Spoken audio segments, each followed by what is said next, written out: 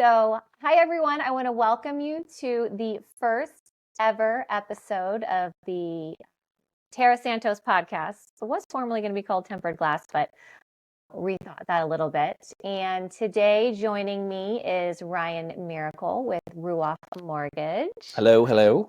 And he's a big technical guy, so he was helping me do a lot of setup today. Like we were supposed to record, I think, about an hour ago. So it's been a process. It's been a process, but I'm a big AV nerd from way back, so this stuff I love doing. Yeah, no, well, I really appreciate it because we would not be recording right now if it wasn't for Ryan.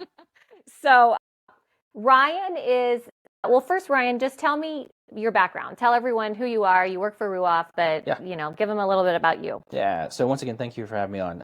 So I am a marketer. I love marketing. I don't drink, I don't smoke, I don't play football, I don't watch football. So if I'm not dadding or husbanding or working, I am learning the newest and greatest marketing thing. So I love marketing, which is where you and I connected. Yeah.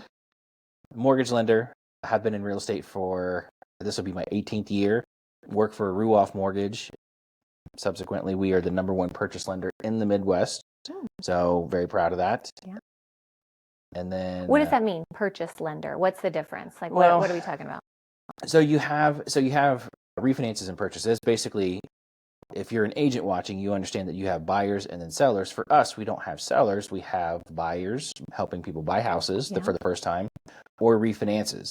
So for Ruoff, we don't focus a ton on refinances. We can do them, but we focus a lot on purchases because as a lender, if you focus a lot on refinances, you are subject to when rates are high or low. So right now, there's not many refinances going on. Right. COVID. Yeah, exactly. Yeah. COVID. I was working 70 hours a week and I couldn't work fast enough doing refinances. But we are a purchase-focused lender. We want to help people get into houses.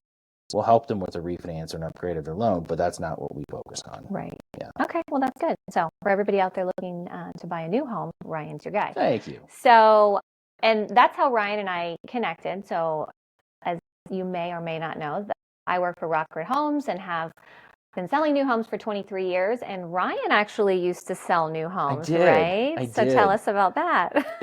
So real estate was not in the grand design. I backed into it like a lot of us do. Yeah. So I went to school, Ohio Northern, and I really wanted to be a graphic designer because I love computer art and those kind of things. But stupid me, I didn't figure out how much they made until after I got out of school. Yeah. So I realized I was going to be getting coffee and running errands for about 10 years before I actually made any money. Yeah. So I took a job right out of college selling furniture. Across the street was a new build neighborhood. And not as soon as, but just a couple weeks after working there, the salesperson from that community came over and I took her as my lead. And then instead of selling her a couch, we sat there and talked for like 3 hours about what she does. So not too long after that, I went to go work for the builder and then was there through 2008, got laid off, went to lending after that. They were laying off salespeople? Yeah. Well, nobody ever lays off salespeople. It was dire times in 2008. If you weren't in the business, I was, and yes, it was dire times. It was not fun. Yeah. So there was one neighborhood that I was selling in that we couldn't give away the houses, like $50,000 realtor bonuses. And like right now, no one could buy. Right. You don't have to give away a microwave right now. No. But back then, we couldn't give away houses. Yeah. So during that time, the builder that I was working for was going through a PR kind of storm. So that didn't help either. So I was a junior salesperson at that point, so I got let go. Mm-hmm. But it worked out the way that it was supposed to. It always does. And then switched into lending and have been doing that since. So that was like 2009 when I switched over to lending. So I'm almost a decade in. But that's cool because you've been on both sides now. Yeah. Right? So you know what the agents are going through, what the builders are going through. It's a unique perspective. Yeah. You got both sides covered, and the client. I mean, you've obviously bought your own real estate. So you got all three bases covered. That's right. Which is good. Okay. So fast forward. So you went, who were you with first? Who was your first lender? Chase. Oh, you're with Chase. Okay. Yeah. The mega office over Central Ohio. Yeah, Polaris. Yeah. Okay. So then it is like 25,000 employees in there, right? It's like a city. Yeah. I've been in there. Very much so. Okay, so you were at Chase and now you're at Ruoff. Mhm. So what do you guys specialize in? I know it's purchases, but what do you like to do? Like who's your ideal client? So there's a couple things there. So what we really focus on is just the efficiency, not making mistakes, and we have some weird programs to handle like bank statement loans if someone's self-employed or someone coming over with kind of odd citizenship. We can do those kind of loans, but it's not what we focus on. So we focus on never missing and closing as fast as possible. Which you're known for, right? Yes. Your team. Yes. Yeah. We very much appreciate a fast close. We try to be the smallest footprint out of the whole transaction of someone buying a house. Okay. Yeah, which has actually hurt us. We're getting less reviews now than we ever have because they don't realize what we've done for them. Yeah, they think everybody works that fast. Yeah. But that's okay. So yeah, that's definitely helped. Ideal client, we like working with families, and really more than anything, there's 3 criteria. We want someone to be happy, helpful, and hungry. Okay. We don't want to work with jerks. No. That's a Nobody hard likes no. that. No. Yeah. We want them to be happy. So like I already said happy. We want them to be helpful. So I don't want to have to beg them for things. Right. Documents yes. and things, yeah. And then the hungry part comes in with making offers on houses. So one of the biggest changes that we've had with kind of this shift in the market is like people are not the people who wanted to buy when rates were like 2 and 3%, they could. Yeah. But now, since the market has changed, the people that need to buy are the ones that are actually out buying right now. Mm-hmm. So the people who are interested have moved on. The people who have intent are still here. So we want someone who is hungry and actually needs this done. Yeah. So their motivation is super high versus, if it happens, it happens. We don't we have a lot more serious buyers in the market. Yeah. If they're out, they're serious because nobody's out shopping. No window shopping. With 7% interest rates. If you're just, so. Okay. Well, before we get into the market, because that is going to be what we're going to talk about later, I just want to learn more about you because, just behind the scenes, Ryan. So what's the last TV show that you binged? That says a lot about a person. Or what? Or that you liked, if it wasn't like a series and you had a binge. Well, what's something that's popping up? So I don't do TV shows too often. So my wife and I, we are complete introverts. We don't go out on the town. We don't do that kind of thing. So our version of a date night is DoorDash sending the kids upstairs at about like 7:00 and us watching our show. So the series, to your question, that we finished most recently was Ted Lasso. Oh, Ted Lasso. I think I've seen a few episodes. And, we didn't get through it, but the writing on that is really good. Yeah. We'll start series and then get bored with them and move on. Yeah. So like we watched the original Game of Thrones like 3 times all the way through. That. Yeah. So that's always a staple. No, Ted Lasso is good. I think that was right after COVID it came out, right? Yeah, I think I started, but then, everything was haywire, so I didn't get all the way in. But the first several episodes, they're funny. He's funny. Oh, yeah, it's great. What's his name? Jason Sudeikis. Yes. He's funny. Yeah. Yeah, he's a good guy. Okay, so Ted Lasso, is that running right now? How many seasons? No, they just finished up season 3, and we waited until the end of season 3 before we started season 3. We wanted to watch it all the way through. But we were very sad to see it ended. But you know this as the marketing person you are. You want to leave them wanting more. Yeah. So they did. You don't want to pull a Michael Jordan and retire after you're already on the downslide. Yeah. Yeah. So, all right. So you're wanting more. I want more. You're wanting more. I know I'm not going to get more. Oh, so they're done. They're done. Oh, no more seasons. No more time. Okay. Oh, well, that's sad. Yeah. I just watch. I don't really watch because that's a big commitment. But I did just watch. I didn't pick it, but my husband did. But that Oscar De La Hoya documentary. Really? It's good. Okay. I'm not a boxing fan either, but good story though. Man, it was a good story. Okay, I'll check that out. And surprisingly, something's not surprising, right? Like fame and money, and he's 24, and he's the golden boy, and you know what the story is going to be with that. But he ended up being like an amazing marketer. Really? He like unseated like Don King and the big promoters of the time to be like the best boxing promoter, and he owns like some company called like Golden Boy Promotions. He promoted all of his own fights towards the end. And then he started just getting he got Pacquiao and all these other big fighters, and He became like the boxer that turns promoter. Mm-hmm. And I was like, because he was like, I want to be the best like of that. And it was a good. That's awesome. So you would like it because of the I marketing. definitely am interested now. Yeah, so and it's not too long, so you can get through it. All right, I love that. So next thing, and because I know you love marketing and I know you love what you do, but what superpower do you wish that you had? If you could pick any superpower, what would it be? My kids ask me this at least once a week. Really? Yeah. You get kids into superheroes? Spider-Man. They both love Spider-Man, especially the new one, the Spider-Verse. Yeah. They love that. And the story once again is amazing. Yeah, it's good. They do a good job. So probably has to do with travel. So either flying or teleportation. I mean, strength is great, but once again, I don't want to crush a doorknob as I'm leaving or climbing walls. That'd be okay. But like, just think about the efficiency that you'd have. Like, what do you guys want to do this weekend? You want to go to Disney? Okay, here we go. So I'd like the idea of being able to get from point A to point B as fast as possible. Yeah, that's cool. Yeah. Speed. Yes. And then it becomes very handy the older you get. Okay. I thought about this because I knew I was going to ask you. And I thought about mine is not traditional. Okay.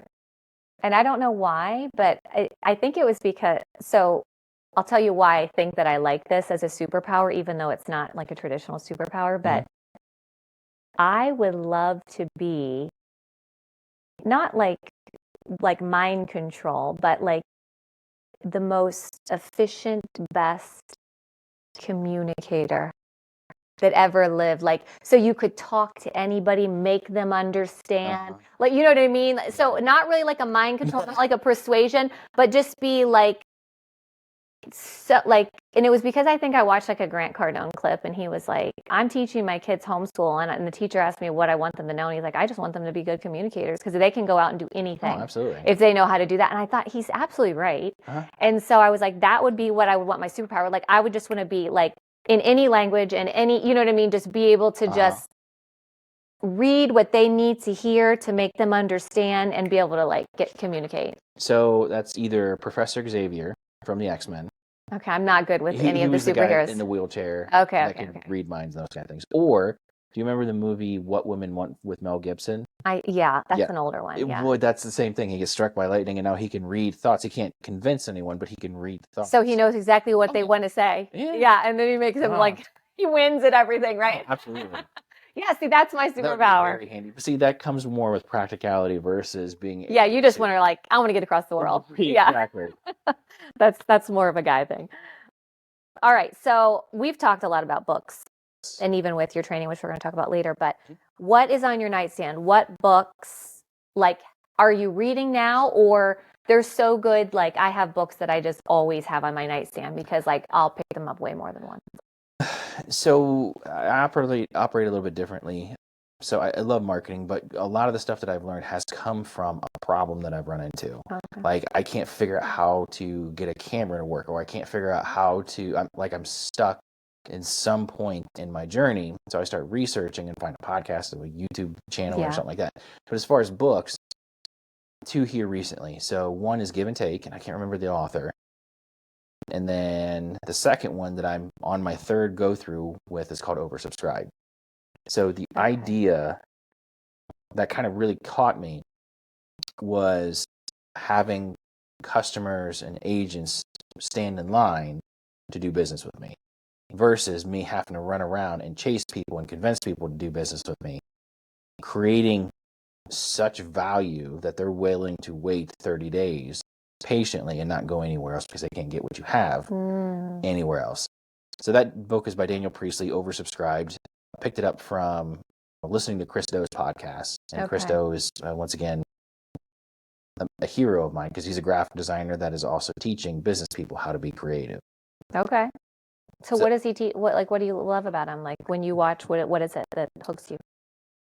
He's looking at, so a lot of like marketers talk about KPIs and the technical, the data. Yeah. But they're looking at it from a CFO kind of perspective. Yeah. What Chris does is he teaches creatives how to be business owners.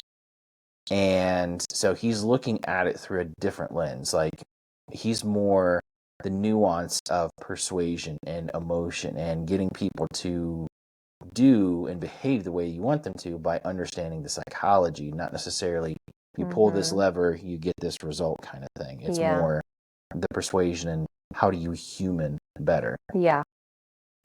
I like that. I mean, it's the psychology behind marketing is what. Psych. Yeah, that's what gets me too.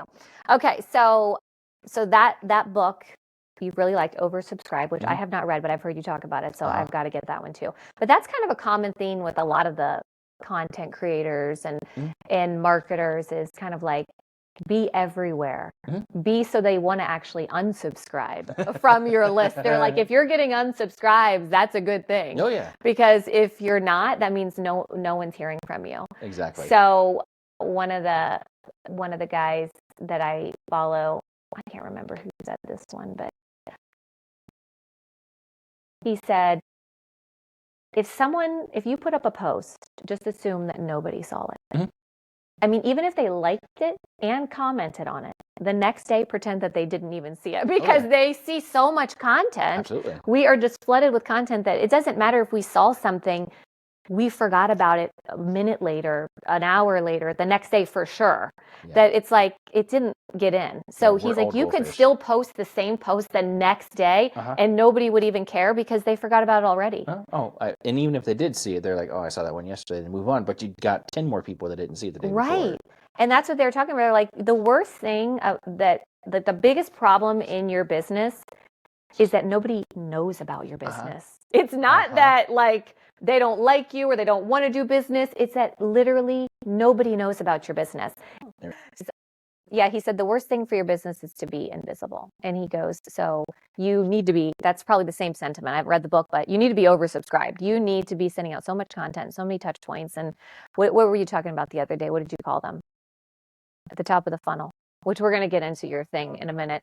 Contacts or connections. Yes, right?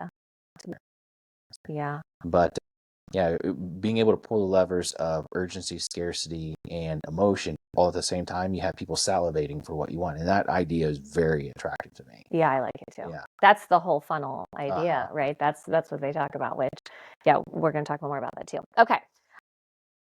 All right. So we know you're in mortgages. We know you've been in real estate for a long time. This is a question that everybody always asks, which is like, how is the market? The people that are in the business, that the people that aren't in the business want to know, like, what's your opinion of how the market is right now? The real estate market, the loan market, all of that. Like, what's your opinion? So I think the days of easy money are over. Like the 2% interest rates, we'll never see those again. Okay.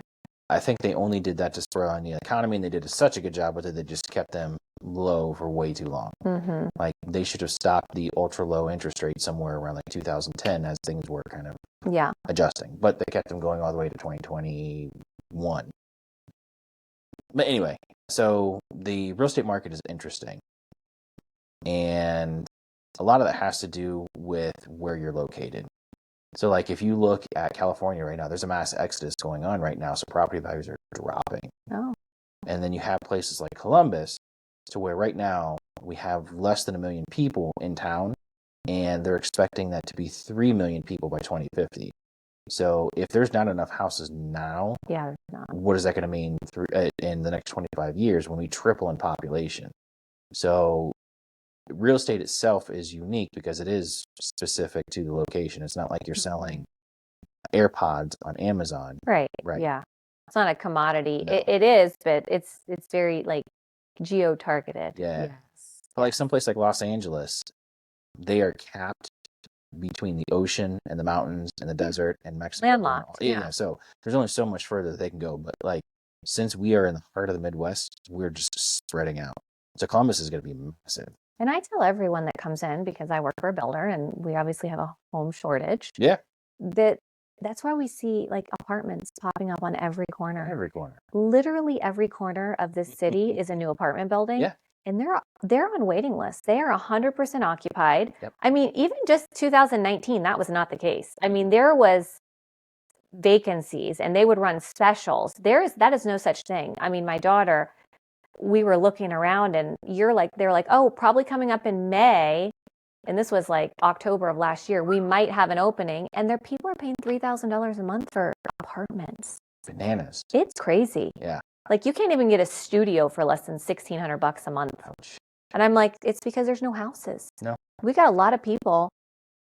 My first time home buyer is $800,000 sometimes. And I'm like, wow, that was not the case even 4 years ago. No, like, I mean, it's really changed. Not at all. I mean, if you are a home builder or a contractor or a skill trade, you need to come to Columbus because you will have no shortage of work. Period. It's crazy. Yeah. It's nuts. Yeah. So I'm with you. It's good job security though. It is, and people complain a little bit about the pricing going up, but we're still a value compared to like the California markets or these other markets. I mean, they'll come here 700,000-800,000. It is a lot of money, but 3,000 square feet for that price is actually a value compared to a lot of other markets. Yeah, and our cost of living is still really, I mean, outside of the inflation changes, it hasn't changed that much. No. So we're still relatively low cost, low taxes. Yeah. Compared to other places. So housing sucks, but schools are great. I mean, in Central Ohio, you go to some cities like St. Louis, nobody goes to public school in the entire city or suburbs. Everybody goes to private schools. Here, that's not the case. I mean, it's more rare, I think, to go to private or charter schools than public schools in Central Ohio. So, yeah, it's a good market. So you're pro making a purchase right now. Oh, absolutely. So, what about the rates? So rates, once again, you've heard the term, and it makes me want to throw up my mouth. I know you're going to say it. Oh, I didn't think. Okay, it was marry the house, date the rate.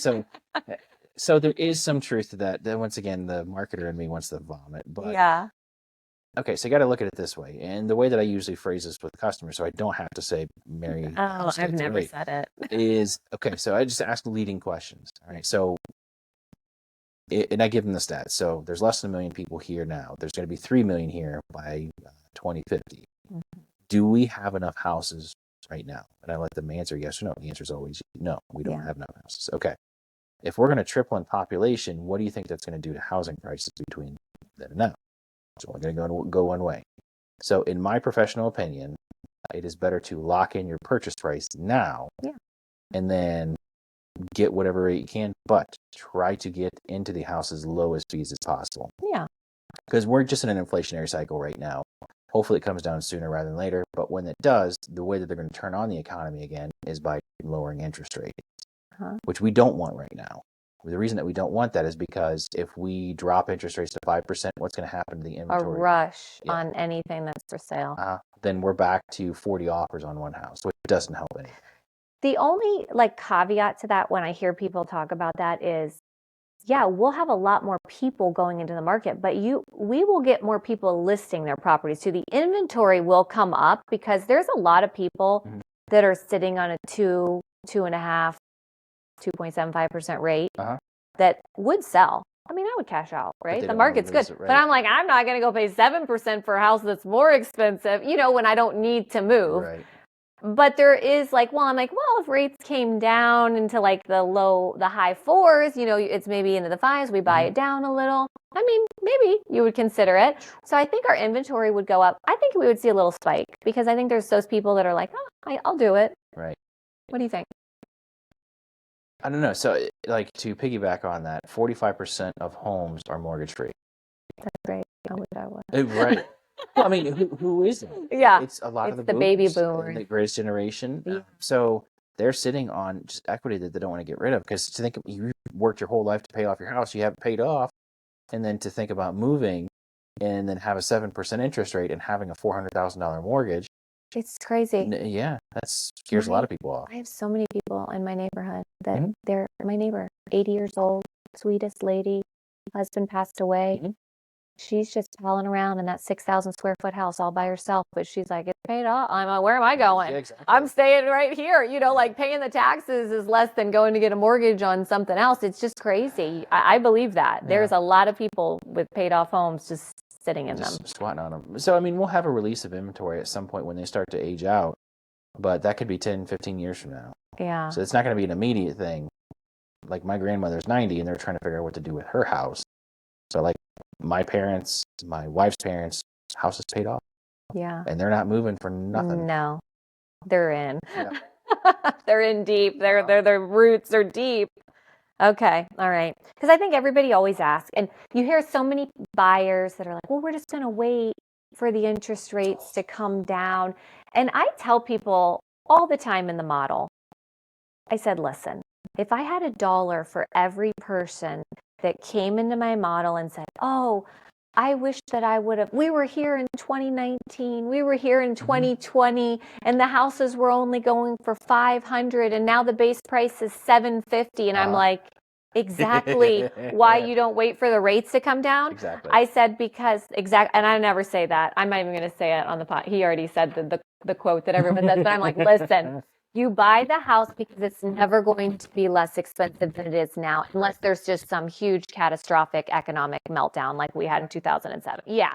But I'm like, if that happened, this is what I tell people too. I said, look, you think you're a savvy real estate investor that's just going to go swooping in there when the whole market crashes and buy up all. I'm like, you're not. You're going to be too scared, just like everybody was in 2007, because I was in the market, you were in the market. Nobody was buying anything. We could, like you said, we couldn't give houses away with $50,000 off. People are scared to death of losing their jobs, losing their retirement accounts, losing the stock market crashes. So like, you won't buy anything. I'm like, so you need to buy now because the house prices are going to keep going up, and you can always.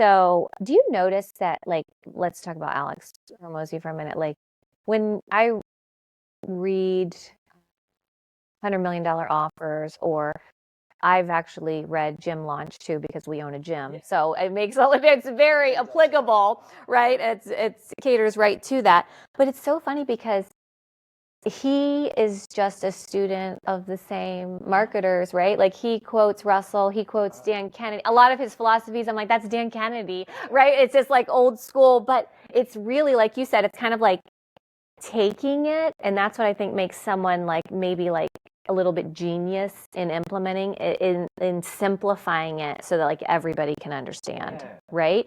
And putting together like, what is my offer? Or like you said, agents, a lot of real estate agents, they don't have systems, processes, a framework. You really like, it's kind of a low entry point to get into real estate compared to other professions that you have such a high ability to earn. Right. I mean, almost anyone can take the classes and pass the test. If you can pass the test, you're a real estate agent. That's basically it. And there's a lot of income potential. But once you get into it, there's nothing. Nobody tells you anything. You're just kind of like left to sink or swim. And if you don't seek it out yourself or have a brokerage that has maybe a system in place, it's a struggle. Yeah, I mean, it's very much into getting coached into swimming, and then not qualifying you to have to skills in swimming. Yeah. Like, do you actually know how to swim, or we're going to get you into the pool? But yeah, like, yeah. So I don't know. So your agent launch, which I actually did, what do we call that? It's called a challenge. We did the challenge, a 4-week challenge. We just finished it up yesterday, which was really cool. I love your group, by the way. It was a good group. Yeah, it was a good group. I mean, I don't know any of the other groups, but our group was really good. Yeah, I mean, I don't know, but yeah, it was a good group. Everyone was very nice. And so tell the different levels of agent launch. So agent launch is your mentorship program, right? Since we don't want to call it coaching.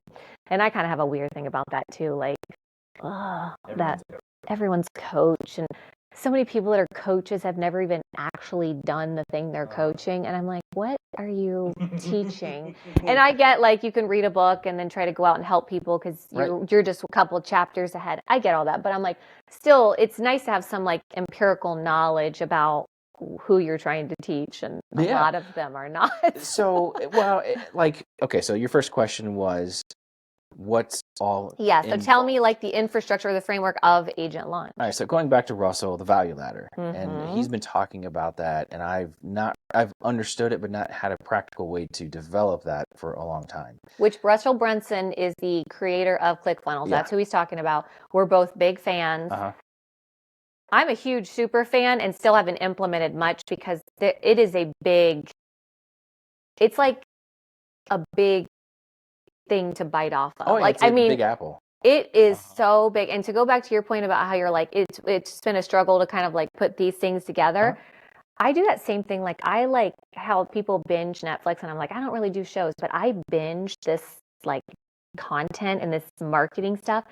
And then I feel sick a little bit. Like, I feel like at Thanksgiving when you ate too much and you're just like really uncomfortable because my mind cannot, there's so many good ideas and I'm just like, what do I do first? And then you're a little bit paralyzed and you're just like uncomfortable. But that's the thing. It's just like such good info. Yeah. So anyways, go back. But that's Russell. We love him.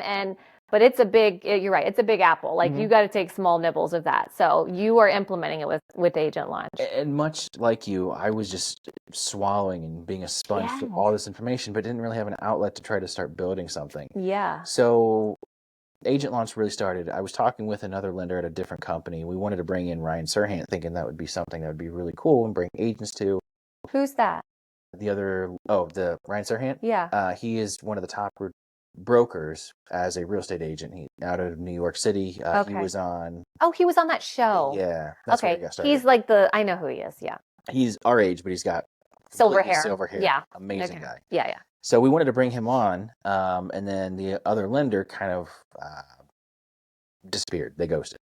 So I was like, well, screw it. I still want to do something. I can't afford Serhant. He's like probably at this point $75,000 for an hour talk. So he. Okay, so where were we?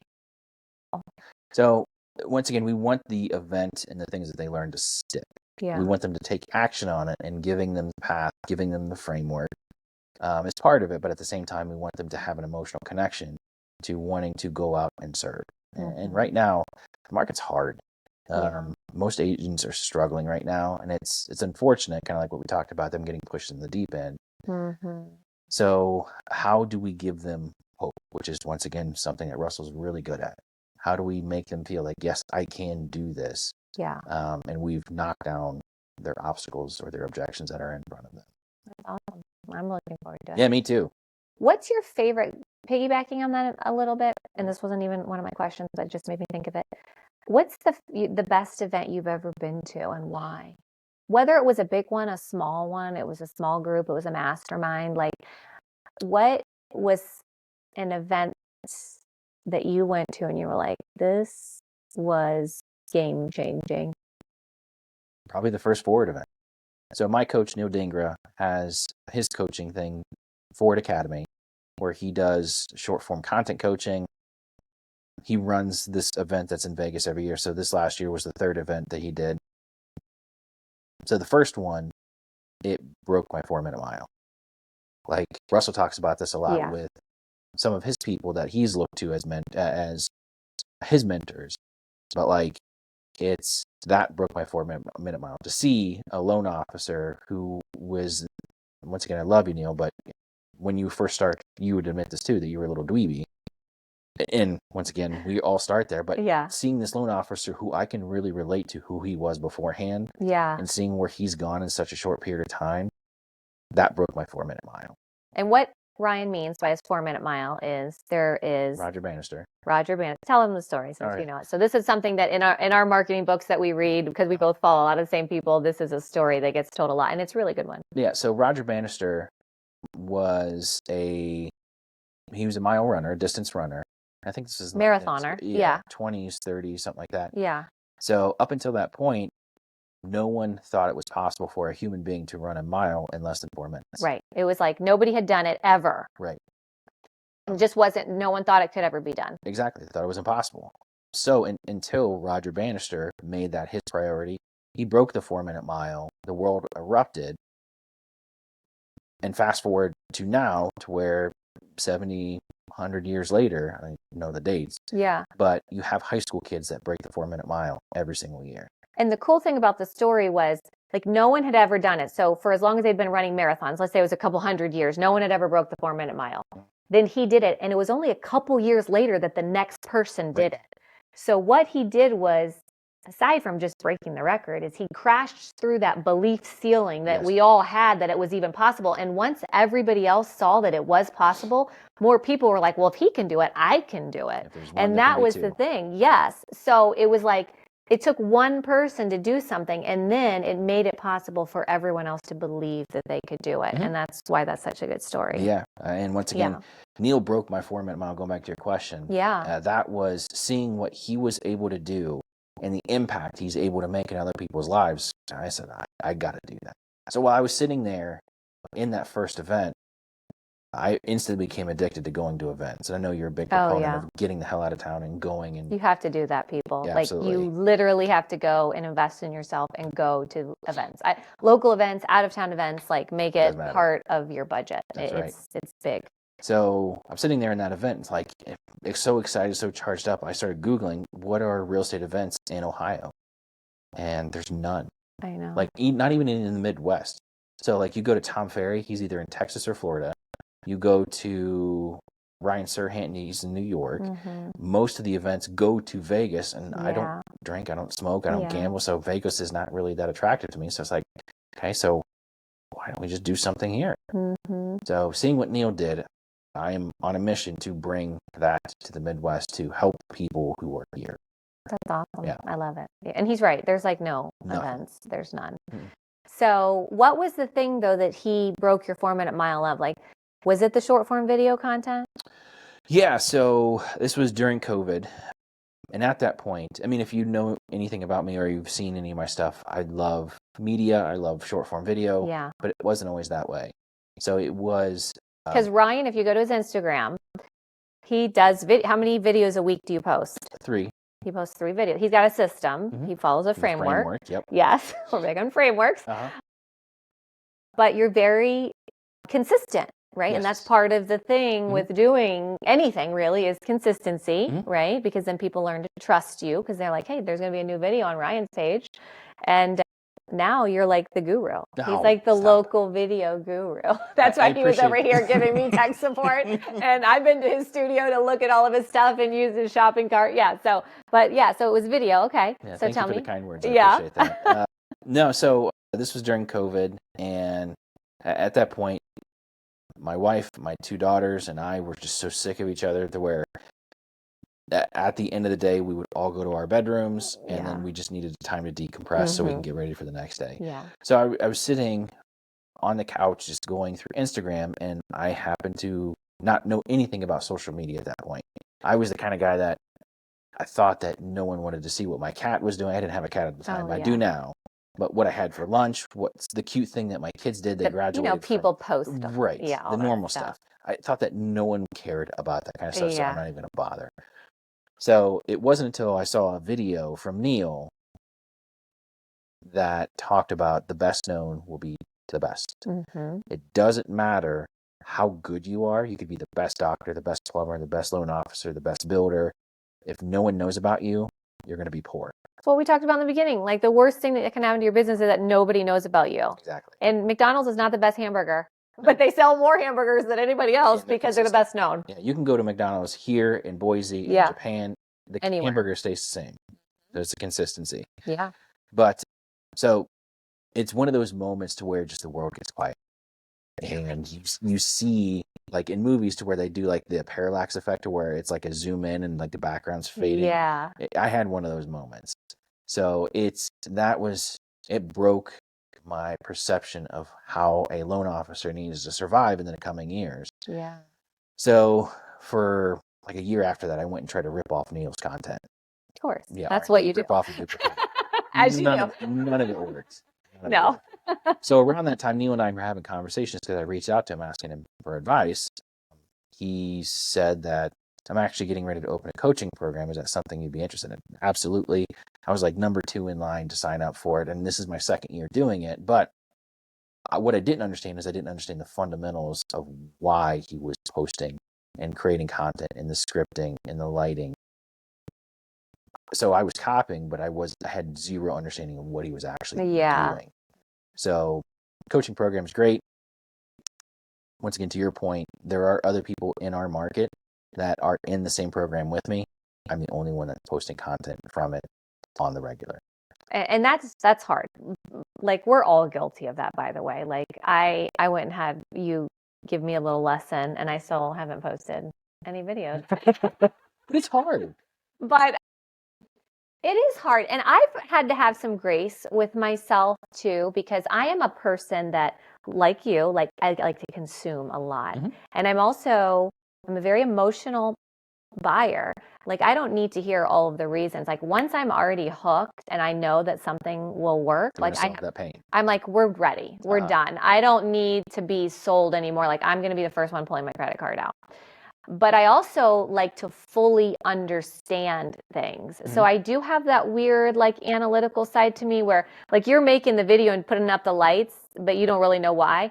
I definitely want to know why. Mm-hmm. Because I like also enrolled in a very expensive coaching program and they're like, just trust us, this works. And they were just so transparent. The whole framework, the whole blueprint, they're like, just do it. And I'm like, but why? Like, why am I doing it? Like, why does it work? They're like, you don't need to know that. And I'm like, but I do. Mm-hmm. And I can't like take the next step until I know. Right. And so like but you know, money like speed, that's another quote that we'll hear, absolutely. Right? Like the faster you can implement, the more money you'll make, the more success you'll have. It's like we can always sit around forever getting ready. Mm-hmm. So I know that about myself too. I'm like, I can't just be getting ready, which was the podcast, right? Like I was like, okay, I went to you. I was like, we're going to do the video, but I'm like, but I need a whole studio. I can't just, make video anywhere. And I got it together and then you helped because I didn't know what I'm doing. I'm not techie. But I do implement, but I have had grace because, like, I feel guilty about it almost every day. I'm like, why haven't I made any short form video? Ryan showed me what to do. Why haven't I done it? So I think other people, like, they struggle with that. It is like a big thing. I get it. But like you said, money loves speed. It does. And the other part of it is you don't know what you don't know until you do it. Right. Yeah. So like as we were setting up today, we didn't know a lot of things. We were figuring it out. We got it figured out. Yeah. But now the next time it's going to be easier, 10 times faster and easier. It is. So there's going to be things that you have learned after episode 2 that you're doing that you're going to tweak and make better. So keep watching. She's going to keep getting better and better and better. Yes, we are. So giving yourself that grace to just know that it's a process. There is no finish line. I was telling my daughter that the other day. Is like life is no finish. There's no finish line in life. No. As soon as you climb that mountain that you're climbing, the view is completely different than it was at the bottom. Yeah. You're going to see the next mountain, and that's your mission. So just have grace and peace that there is no finish line. And to go back to Hormozy, he's like, I did my podcast for 4 years and I wanted to quit like all the time and it totally sucked. But he's like, the good news was nobody was listening. It's like, so don't let that stop you. Don't worry. But I think that's the big thing with video. And I know it is for me and I know it is for a lot of women. I know it is for a lot of people. It's like, oh, shoot. Like you want it to be perfect because you're like, I don't like the way it looks. Like it doesn't look good or it doesn't look professional or even like the lighting's not right. There's so many things that get in our way. But like to your point, it's like you're going to get better the more you do it. And I'm sure that when you first started, you weren't. Oh, it was garbage. Yeah, like Garbage, it's just garbage. like a janky video. But that's like but you look back at it now and you're proud of those videos because that's where you earned your stripes. Yeah. Like I can't remember where I heard this. Might be a Russellism. I don't know. But so when the Coast Guard is flying a helicopter out to go save a boat, and there's too many people on the boat for the seats that are on the helicopter, how do they make a determination of who they save first? It's the people that are swimming towards the helicopter. Those people get saved first. If you were not putting in the effort to try to save yourself, we're going to save the people who are. So if Neil had not put out that one video, my life would be completely different. And I think about that a lot. Like, what one video? You might only get 30 views on it, but there's one person in that video that it fundamentally shifts everything for them. Yeah, it was the first step. It was like a lifeline, And that guilt of not posting. I know it seems very self-serving to put out content, but that guilt of not posting haunts me. That is true because I've heard even in the thing, I've heard people say to you that when you asked, or I asked, I think during the first thing of the challenge, I was like, why is everyone here? Because I was just interested in learning. So I'm not an agent, but I work in real estate. So some of the stuff applies to me a little bit differently, but I was curious to why the agents were at the training. And one of them was like, well, I see Ryan's videos and he's like putting out good stuff and it got all of those people there and they needed that training. Yeah. So yeah, you just don't know what door you're going to kick open by the one right person watching your video. Even if you get 20 views on your video, who cares? It might be the one right person to watch that video. You're serving 20 people, so it's all about serving. Yeah, I love it. Okay, so I know that we got to wrap up here soon. Where do you see yourself in 5 years? You're starting this thing, and you love your job. And where do you see yourself? Still running a mortgage team, being more the dancing monkey than I am right now. So hiring people who are better loan officers than I could ever hope to be. There's nothing that I could do that's more profitable than mortgage. For the amount of hours that I put in personally to the amount of income that I get out, it's highly profitable. But continuing to try to fine-tune agent launch to try to serve at a deeper, more passionate level and just try to become the best known agent mentor in my market and then moving beyond that. So just doing what I'm doing right now, but just at a bigger scale. And then how can people support you? They want to see more of your work and... Yeah, good question. So I post a lot of my mortgage content on my Instagram handle. You can you Google my name. I'll put it on that. You will not have trouble finding Ryan Miracle, and I will put the info in there. So Instagram is a good place because you can always DM from there. If you are an agent or who are struggling and want to try to revive that vision of who you want it to be, you can always DM me on any of the social media platforms. If you are local to Ohio or to Columbus, would love to have you join the challenge so I can support you in getting you to where you want to go. But really, other than that, just getting the word out that we're on a mission to try to help agents learn the skills that they were not given in real estate school. We want to try to correct that ill because the world is better when agents are better. That is true. Yeah. So I'm going to wrap up with Ryan and I are doing an event together coming up soon, like in a little, like 10 days maybe, I think, like August 30th. So that won't be evergreen content, but for now it's applicable. So I started a group called the Builder Collective, but I didn't want today to be about that. But we are doing a group where Ryan is going to be... It's a training for agents that the Builder Collective puts on.